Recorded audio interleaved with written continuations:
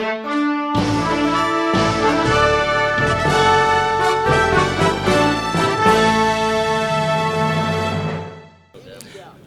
mazaunin Asaba ne da neman kuɗi.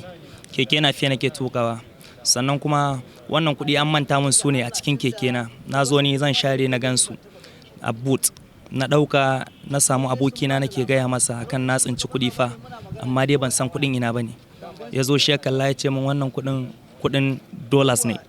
Muka zo mu wurin masu yin canji a Delta kenan Asaba. Daga ƙarshe suka ce mana kuɗin nan fake ne. Na kira mahaifina nake gaya masa wannan kuɗi an ce mun fake ne. Mahaifina take ya ce min na ƙona su. Na ce masa to, ya ƙara kira na ƙona, na ce mishi na ƙona. Daga ƙarshe kuma ban ƙona ba. Wannan bawan Allah sai ya ce min ya ji kishin akwai wani wanda aka bashi numbarsa. Yana iya karɓar wannan fake ɗin ya bada original wani abu, amma ba mai yawa yake bayarwa ba. Sai na ce masa to tunda ba tsinta muka yi ba, tunda ba saya muka yi ba, tsinta muka yi, ko nawa zai bamu, gashi ka kai mishi ya bamu, Allah ya masa albarka. Sai ya ce min to, muka kamo hanya muka taho daga Asaba zuwa gida kenan. Mun zo mu cikin garin Gaya, sai wannan bawan Allah na bar mishi kuɗin, ya zo shi ya kira wannan a waya ya kawo mishi kuɗi. Daga ƙarshe ma'aikata sai suka kama mu. Da suka kama mu suka kama shi wannan kenan. Shi kuma wannan ya neme ni a matsayina na ni ne mai dukiya.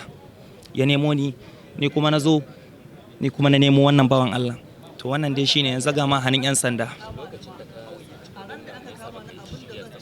Gaskiya bayan da zan yi na yi ciki a sakamakon ba ƙaramin wuri ba ne.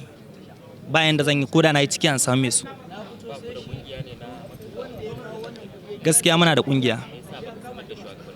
Saboda su ma azalumai ne. Gaskiya na yi nadamar hakan sosai ba kaɗan ba.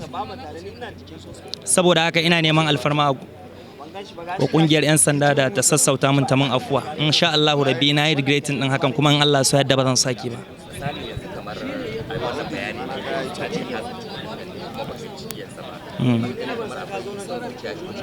Kai tsaye ma shi ne son zuciya ne.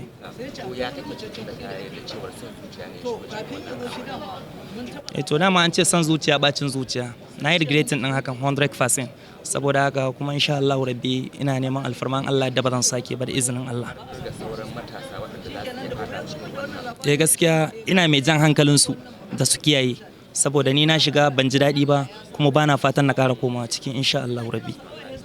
To amin, na gode.